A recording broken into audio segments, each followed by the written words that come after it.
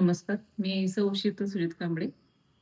अ, आपणा सर्वांना माहितीच आहे काल अचानक आपले महाराष्ट्राचे उपमुख्यमंत्री आदरणीय अजितदादा पवार यांचं विमान अपघातात अतिशय दुःखद निधन झालेलं आहे.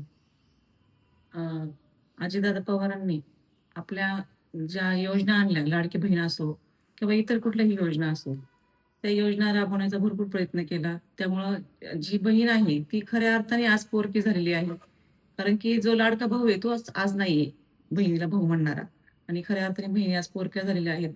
पूर्ण महाराष्ट्र आज त्यांच्या दुःखात हळहळ व्यक्त करतोय. ती महाराष्ट्राची जी पोकळी आहे, ती कधीही न भरून निघणारी आहे. कारण की जे अजितदादांचं जे नेतृत्व होतं, ते कणखर आणि पडखर शब्दांचं होतं. समोरच्याला राग येईल आणि तितक्याच प्रेमाने ते आपलं दुसऱ्यांचं मन जिंकणारे होते. असे हे अजितदादा पवार आज आपल्यामध्ये नाहीये. मी सौ शीतल सुजित कांबळे माझ्यातर्फे व माझ्या परिवारातर्फे त्यांना भावपूर्ण अशी आदरांजली वाहते.